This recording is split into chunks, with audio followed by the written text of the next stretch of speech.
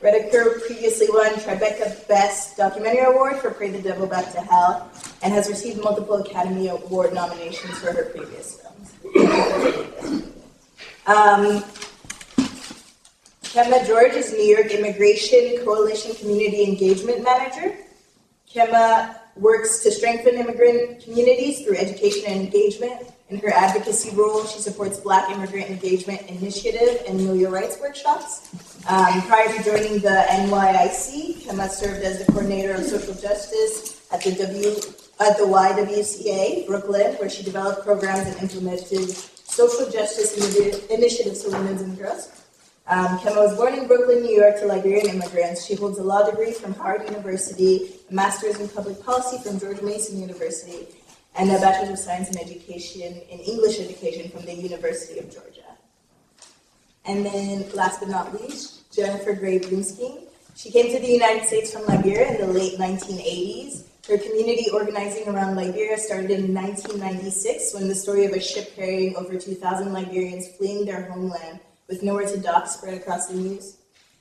Gray Bloomsking subsequently connected with other Liberian women to advocate for the children of Liberia and created the International Mothers of Liberia organization. In 2007, she co-founded the Staten Island Black Heritage Family Day Parade. She is an active member of many organizations on Staten Island, including the Staten Island Liberian Association, where she served as chairwoman of the board of directors. She is a graduate of Yale University Women's Campaign School and the Coro New York Leadership Center's Immigrant Civic Leadership Program. Thank you so much to the three of you for joining us today. So what I thought I'd do, I had a couple questions prepared to start the conversation going, and then we'll open it up to the floor and we'll take questions from the audience.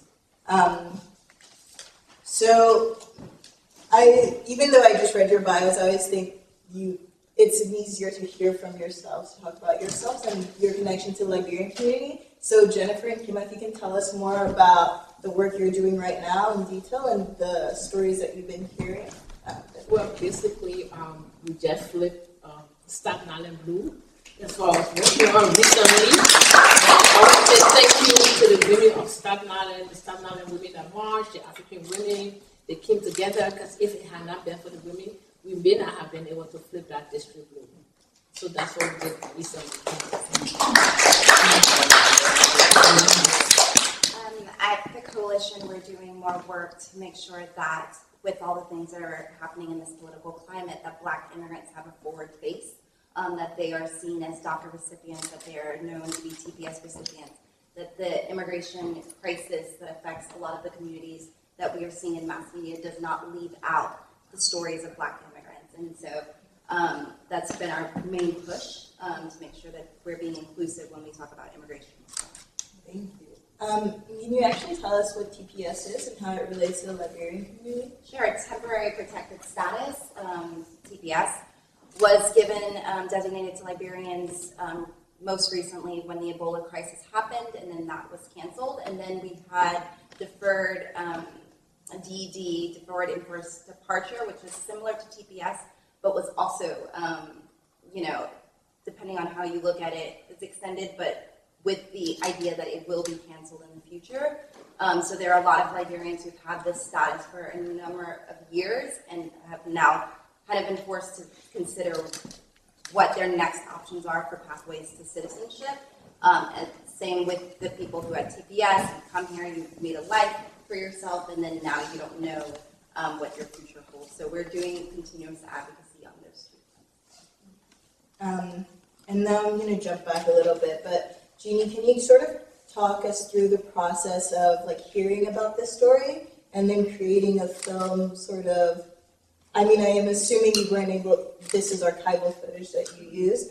So could you tell us about that process, how you first heard about this movement, and then how you were able to build a film around it?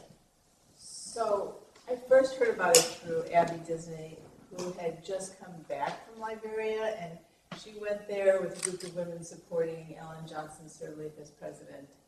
And she came back and said to me that she had heard this story about what the women in Liberia did. And by that point, I had made many films about women. I had worked in Africa, and I kept saying, I think I would have heard that story. I never read read about it in the New York Times. I don't know if that's really true. I don't really know. And then Lema Bowie came to the UN to speak, and someone called us up and said, "You really got to meet Lema." So we went to meet her, and I was just like, "Whoa! If that story is true, that's the most incredible story I ever heard." And a couple, like 3 weeks later, we got on a plane and we went with Lema back to Liberia, and she gathered about 20 or 30 of the women to tell us their story. And so we recorded that as they were telling us the story, and then I tried to find all sorts of I tried to put it into an order and a story and figure out dates and timelines so everybody was saying the same thing, and then I tried to find footage and news articles, just try to verify the story and figure out who were going to be the characters or who we were going to feature in the film. And one of the most common questions I get about the film is that how do we get such amazing archival footage? And usually when people are talking about that, they're talking about the war footage. And actually it was incredibly easy to get that war footage, and I probably spent about a month straight looking at only war footage, which was an incredibly depressing thing. And probably every frame of the footage I could find of the women is on the screen, because there was very little of it. And if we couldn't find that footage, then we didn't have a film. So it was really like piecing all of these pieces together. Wow, that's incredible. I'm also, you were talking about archival footage and trying to figure out what the timeline was, but where were you getting this information other than from the women? There was somebody, there were some people who had been there who had written some stuff. I had went back through newspaper articles. I had tried to find stuff in archive, like there had been another film that was made. So I just kind of went to all the different places I could figure out, and really just what happened was when all the different women, basically everybody has their own story, but there would be certain events that they would all refer to. Everybody's story talked about those events, and so I tried to figure out what those were and when they happened, and then from that try to see if I could find something written about it or some archival footage of it. And at the beginning of what you were saying when people were telling you these stories, it was kind of hard to believe because it was such a wild story that you hadn't necessarily read the role of these women in the newspaper. So this question is kind of for all of you, but maybe starting with you, Jeannie. What do you see as the role of images and video in sort of transmitting the importance of such terrible and dramatic historical events, but also telling the story of these women? Well, I had, when I had journalists tell me that they actually saw the women on the field, they saw them, but that they didn't film them because they said they were so pathetic looking. But there was like tons and tons and tons and tons of footage of young boys with guns. Wow. And it's kind of like that, it's just like such a stereotype and just reinforces this incredible narrative and has just, so it was incredibly frustrating. And so I feel it's really important to put out stories that reflect the reality that people experience and also what the women did. And I remember that when we first showed this in Liberia, which was like, as soon as we won the Tribeca Film Festival, we kind of got a call the next day to like, why haven't you shown this film to us first? So we got on a plane literally 2 days later. There was a conference in Liberia of 400 women who had participated in, it was in Monrovia, and we showed the film, and it was like an incredible, it was still tense there, and there was this incredible feeling in the room, and people were saying, that's us, we did that, that's us, we did that, that's true. And people just like really felt prouder and prouder, because it's hard to, I think it's hard to imagine what you don't see, and I feel like we really recognized and gave back to the women what they had done, and I think that now, Lema Bowie went on to win the Nobel Peace Prize, and it's now completely recognized as part of history, which I think is really, I'm really proud of that as part of making that happen, but I think it's incredibly important to recognize. And I think that women in general, not just in Liberia, but I don't think that women were written out of history. I think we haven't been written in. And so I kind of feel it's my life's work to write us into history. Thank you. I guess maybe, Jennifer, I know you work a lot with the community in Staten Island. I was wondering if you could tell us more about, like, who are the Liberians that are here when they arrived, and sort of, in general, if you have a good sense of, like, the Liberian community in the United States for people who don't know where they live and sort of what their situation is currently. Well, basically, some of those women on Staten Island, first of all, I want to say thank you very much for the documentary, because there's nothing like telling your story, or if someone will tell your story, to tell it the way it should be. So I just want to say thank you. And as a matter of fact, Abigail did take the documentary to Staten Island before it went to Rebecca's studio. What I want to say is that when women are united, it is so beautiful. As you can see with the Staten Island women that marched, they were united. They went to DC, and there were so many places that people voted, and the outcome was very different in this midterm election. The Liberian women on Staten Island, what they did quite recently, the DED was about to expire, and those women mobilized from the different states. They were able to go to Washington and tell their stories. And based on that, 154 members of Congress and 600 faith-based leaders with other partners, they were able to sign on a letter to give it to Donald Trump to give us additional 12 months for us to leave the United States. So we have lots of women in Staten Island. We have, as a matter of fact, we have the African Market Ground now on Staten Island, which came about through Liberian women. So these women, over the years, they brought with them their struggle, their stories, their culture, and they have turned Park Hill from what it used to be. Because 70% of the residents in Park Hill today are African immigrants. And of those, over 60% of them are Liberians. Thank you. Kemma, we were talking earlier too, you were telling me a little bit about family and friends you know that are Liberian and their situation and relationship towards returning home and considering the current admin and the immigration situation. Can you tell us more about that? Sure. I think I want to start with saying thank you. I teared up a couple times. I think you made a great point about like hearing about it versus seeing it. And then chronicling, going through the timeline, I thought to myself, well, the only time I've been to Liberia was 1988. I lived there for almost a year, just about a year. And I went to visit my grandparents. My mom left me, came back to Brooklyn, and then war broke out. And my grandparents had no way of coming here. I'm a U.S. citizen. They take me to the embassy, and I am brought back by a woman they met there. Because my aunts refused, they were like, well, she's an American citizen, you can come with her, they'll probably let you bring her, she's a minor. And my aunt said, I'm not leaving. This is my country, this is my home. That's her country, that's her home, she goes. And I made it to JFK. But I looked at the film, and it made me think that, like, majority of my life, up until high school, was nothing but stories. People come to our house, they would sit there, they would talk about Charles Taylor. I knew Charles Taylor as well as I knew Sesame Street. And so I think that was my experience, and my siblings were all born in Liberia except for me. I'm the baby of 5 kids. And they came over like in waves, I like to say.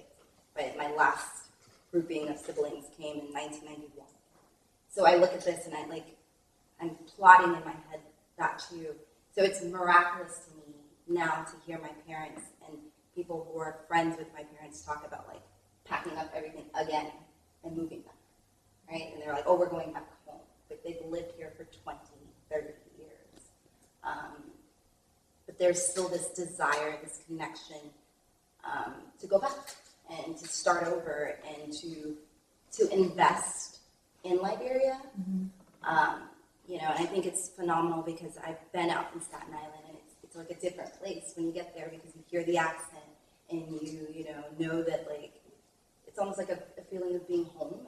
And for me, when my family lives in Georgia, like I know I can go to Staten Island and be like, okay, somebody here knows how to make foods I like to eat.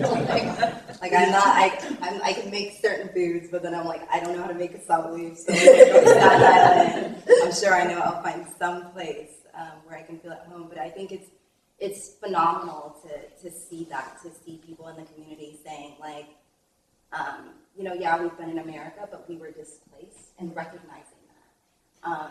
It's phenomenal now to hear people, there's this kind of thing where when I was growing up, everybody wanted to come to America. Send for me was the big thing. Now it's like, people my age are like, oh girl, I'm going to go vacation in Liberia.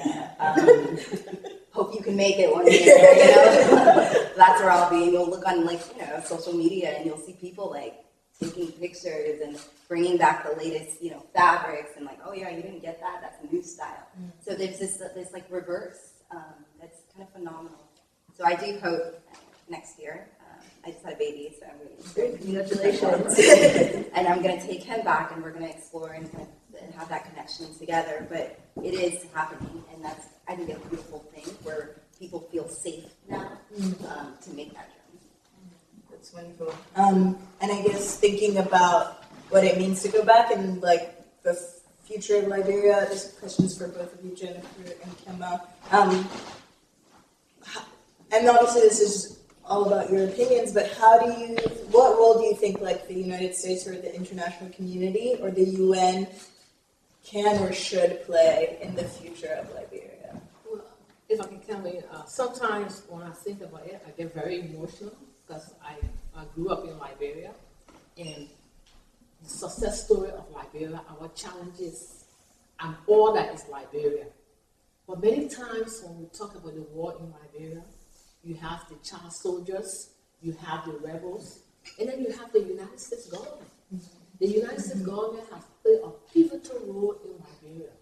We need to begin to look at the roles that the United States government has played over the years and begin to hold this government accountable when it comes to Liberia. Let us not only talk about what happened.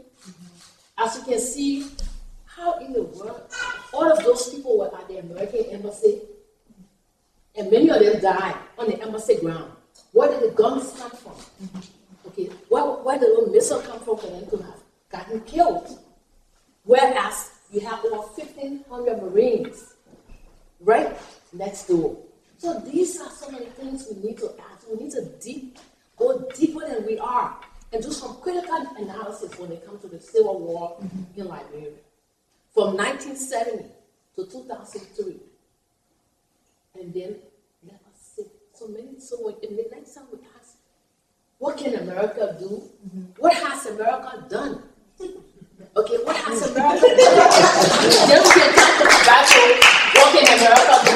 Yeah. As long as we don't have the answer to what has America done, we would not be able to farm and go back to America and have our acts in the next step. So what I would like to take away today is for us to go back and see what has America done. It's a triangle. You have the child soldiers, you have the women, you have the warlords, and you have the United States government. Liberia is 170 years, so we're not going to go back to 1847. We're just going to start from 1970 to 2003, when we were the beacon of Africa. Now, we are the worst country in Africa. There's no running water. There's no electricity. There is nothing. So, and you have one of the biggest superpowers there. So that's the only thing. That's the only takeaway I want to leave here tonight. What has America done, and what are they going to do?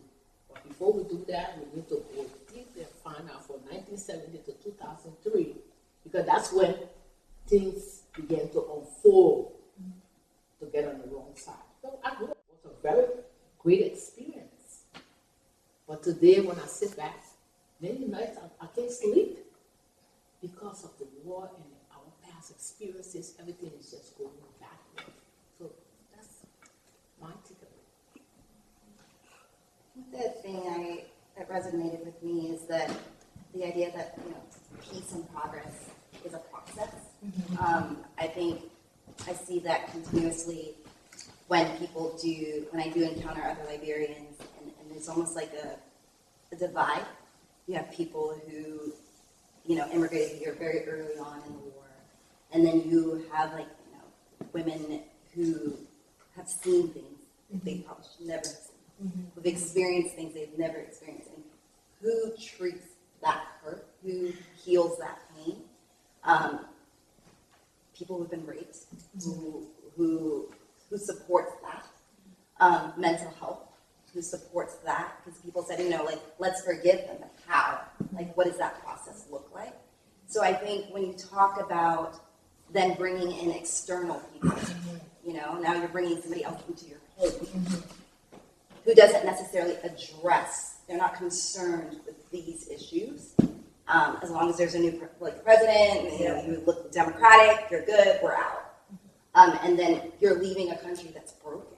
And I think that's always been my issue from a personal standpoint with going in and doing peacekeeping and transitional work, is that once it on the surface seems good, people leave. And then the country is left to pick up pieces without having anything to do it. You can't sweep the floor without a broom. You're leaving me without a broom. So I think when I consider those atrocities, who is helping to heal those women and those child soldiers and those people who've experienced these crazy things, and then on compounded that you hear the stories of people who do come into the country who now take advantage of the people that are most vulnerable. You hear the atrocities, or at least you should. If you're kind of searching through the right channels, you'll hear about the UN official who's also raping young girls. Yes. So I think when that happens, then I don't know how I can say, yes, I'm for these people being in this country who are intervening in this way, if they're just compiling the hurt and the pain. And I think we, to your point, we have to hold these people accountable. We have to be the watchdogs of our own country and allies in that fight, because if not, then nothing, the progress that we hope to see will never be accomplished. Yeah, if I can just piggyback off of that, when it comes to the UN, you have the Western way of life, and you have the African way of life. So many times when the UN go to the African countries, the peacekeeping model that they have, it's not working in Africa. So we also need to look at that. Because as soon as these peacekeepers leave Africa, we go back worse than where we were. We go back to another civil war. A good case is Liberia. Take all the countries that the United Nations been to for peacekeeping. As soon as they leave, and billions of dollars go into the process. So what kind of peace were the United Nations keeping? So those are some of the things we need to look at. What is working and what is not working? Because we're still going back. So the UN also needs to be held accountable when they go to these African countries and developing countries to keep peace and eradicate the war. Are they eradicating the war or causing more problems? That as of today we have more war than we have 50 years ago. So there's something that is not working.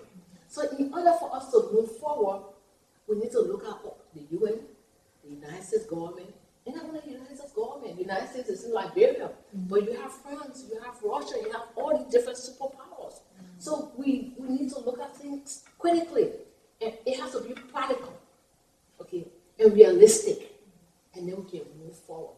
Because when there's no peace anywhere in the world, it does affect this country. Because you have massive immigration, and we talk about immigration. Yes, you want to close the border, but what are you doing in Mexico? That the people don't want to be there, okay? And that the American people don't know. There's something that is happening there that we need to talk about.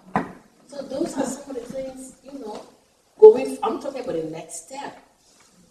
But with the case of Liberia, it's a beautiful place.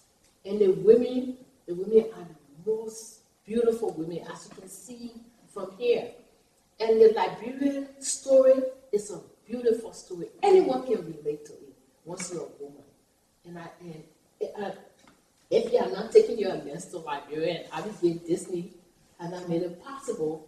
So we have to begin to tell story. Another thing is telling our story as women.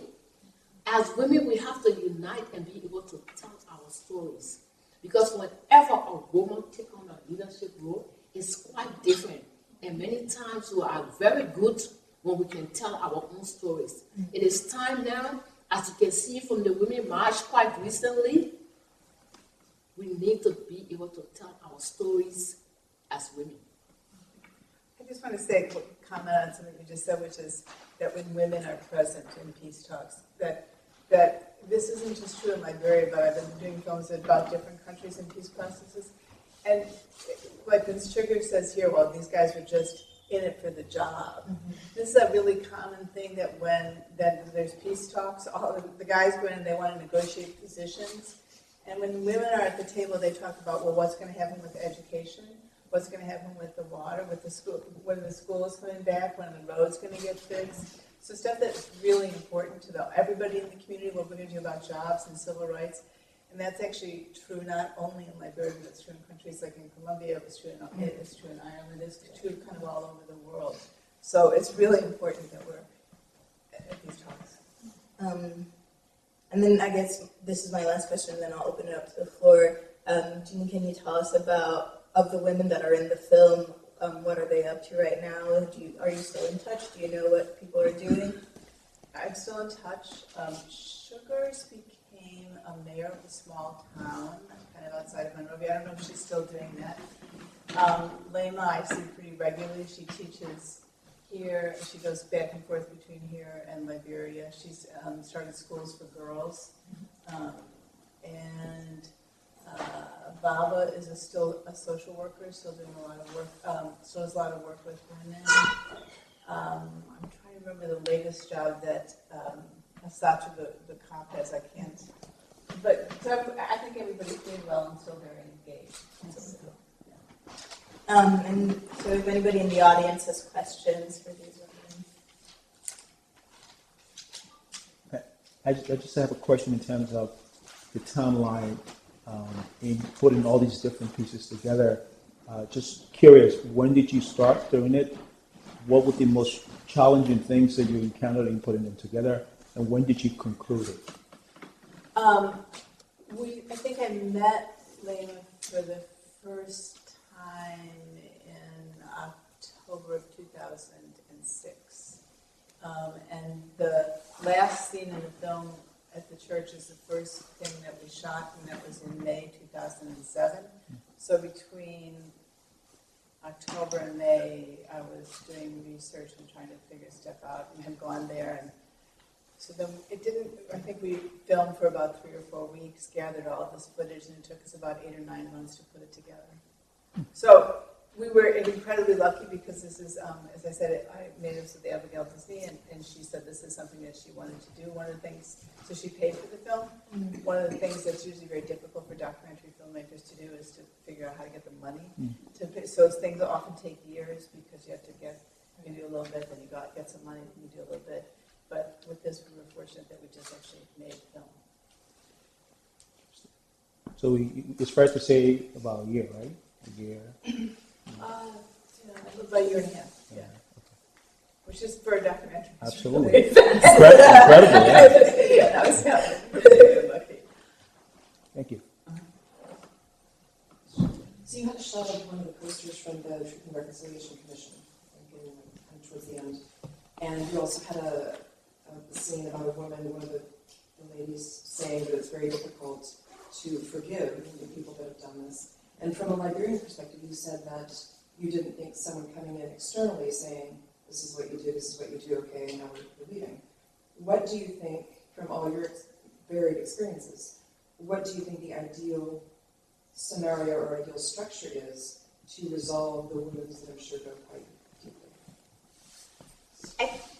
I think for me, it's the who's at the table in those conversations. I think it's to her point of saying, are we really looking through the lens of like this, how this country has operated prior, and how it will be able to feasibly function after, or are we just posting a Western lens on things. So I think often it's, we know best. This is, we understand democracy. This is how you should run.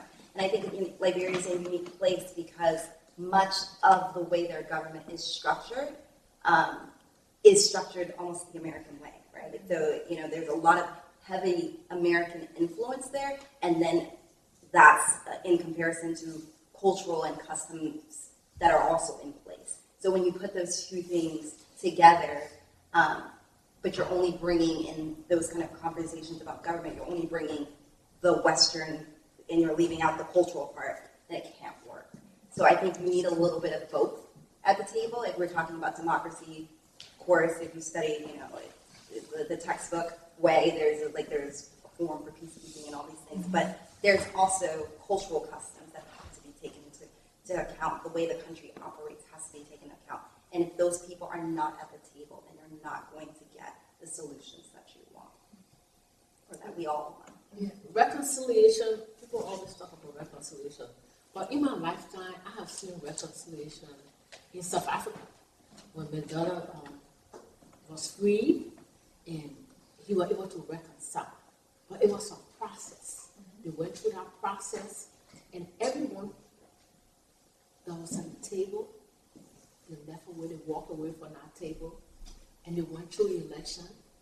And today, it may not be the best in South Africa, but after Mandela is gone, there's still peace. So when it comes to Liberia, people talking about war crime court and all of that, the main thing is reconciliation. The reconciliation process has to also include social services. Because if we had a child soldier that held gun, just imagine being 5 years old, a 5 years old child carrying a machete, okay, a 25 caliber gun. I don't even know some of the names of the guns. And that person is 32 years today. The mental issues. So reconciliation has to be more of providing services, resources, and not just peacekeeping. So we have to come to the table, and we're going to work in Sierra Leone, may not work in Liberia. So if he sit at the UN and put something on a piece of paper, and it has to be a participatory process. Most of the peacekeeping in the past was not participatory. So that's one of the things we need to look at. If you start doing something for me, let me be a part of it, part of the planning process, so that when you go to execute it, I will also be part of it, and we have lasting peace. So those are some of the things we need to look at. Okay. Sorry, just out of curiosity, how did you determine the title of the documentary, Pray the Devil Back to Hell? Who's the devil? Is it Chastita or the warlock or just all of it? It's actually a riff-off of something that Lema says. Lema says in the film that Charles Taylor could pray the devil. What you say? She said, he could pray the devil out of hell. So I felt like what the women were doing was praying the devil back to hell. So because they were very religious, and so it was a riff-off of something she said. And like we're also, it's a Christian nation too. So basically, we as Liberians, when we get into trouble, we pray a lot, especially the women. We'll be okay, but if something goes wrong, we will hold up our Bibles in our hands and we will pray. That's what Liberian women are known for. We pray a lot. I hope some of you will come down to Staten Island one day and see and have a circle. Go to one of the churches on the Sunday and see the women how we pray and dance, because there's a special session that they call prayer and worship before the service starts. So it has become a tradition for Liberian women. Whether we're in America or we're here, once we are in trouble, yes, we get on our knees and pray. And yes, we do pray the devil back to them. Yeah, every time you mention Staten Island, it just blows my mind. Could you please talk a bit about how this transformation came to Staten Island? How this Liberian presence grew and the influence influence that you've had? Because, I mean, Staten Island has been like the one solidly red area of, New York City. And to hear that this is going on there I had never heard about that before, so I'm really curious to hear about that. Well, New York City has one of the largest concentrations of African immigrants. Right, that I know. And during the refugee resettlement, for some reason or the other, Staten Island was one of the places that was identified in New York State for the Liberian refugee to settle.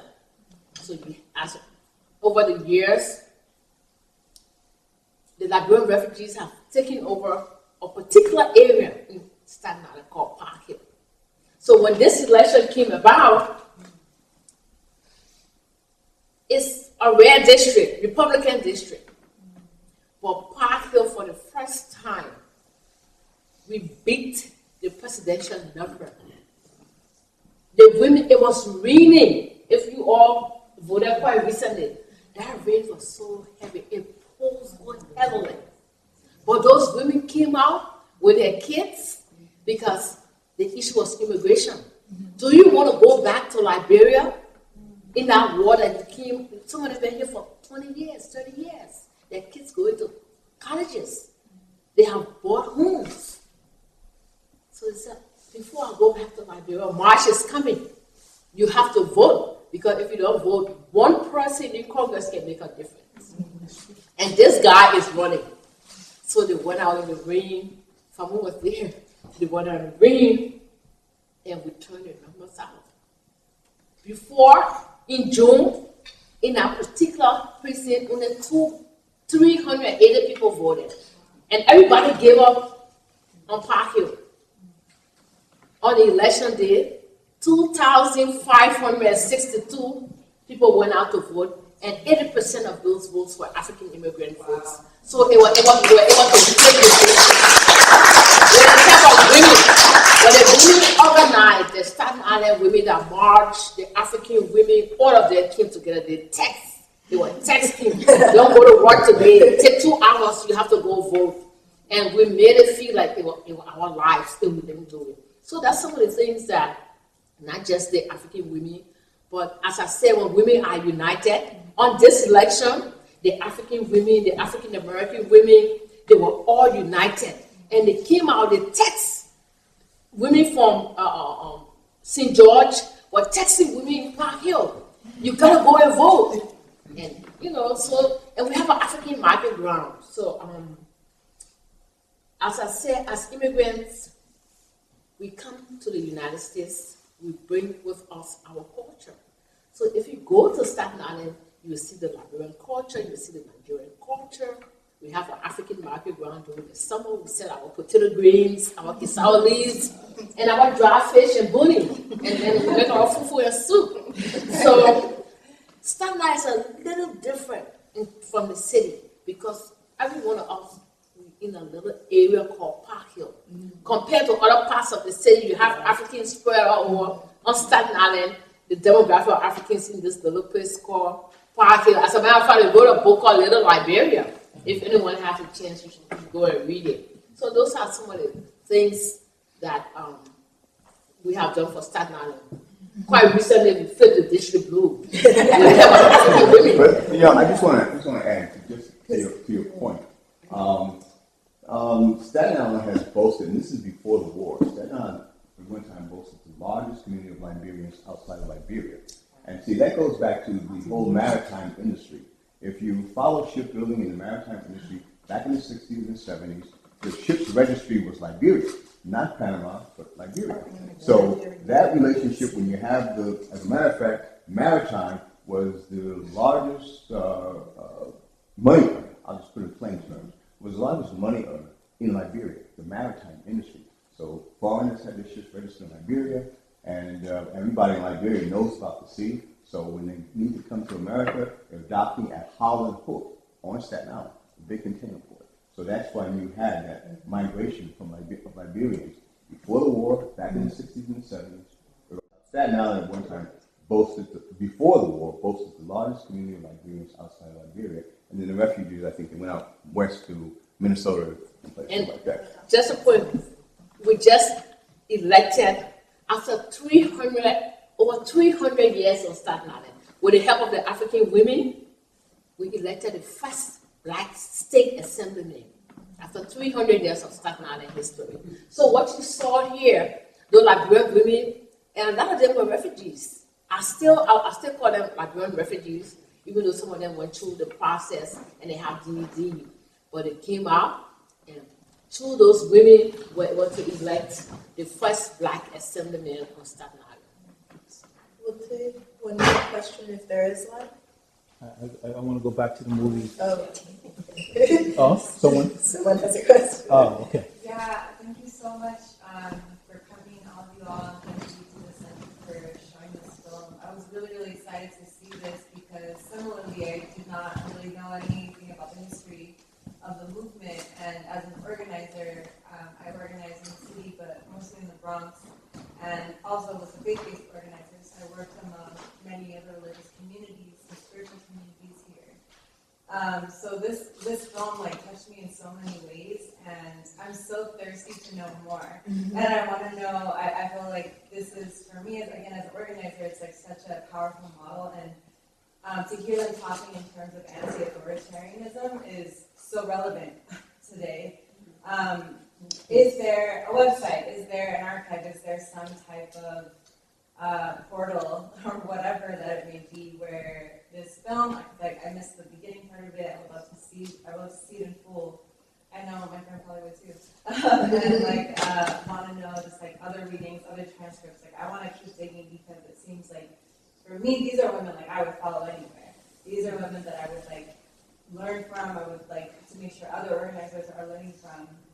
It's just been an incredible like way to see hope being actively used, faith being actively used, and as you mentioned, the signification of women across their different faith perspectives, across their different walks of life. So yeah, where can I learn more?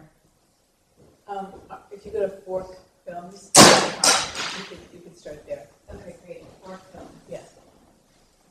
I think just to your point, I think a lot of the work that we do at the NYC, I think I'm like, the wheels are turning. I'm like, I want to go back and show people this film when they talk about like, I can't go, I don't have papers, like I can't go out there. You're asking me to go to a rally, I can't do that. You're asking me to do, and we live in America, right? There are not child soldiers waiting for us outside. Granted, there are other atrocities, sure, but these women did this in these conditions.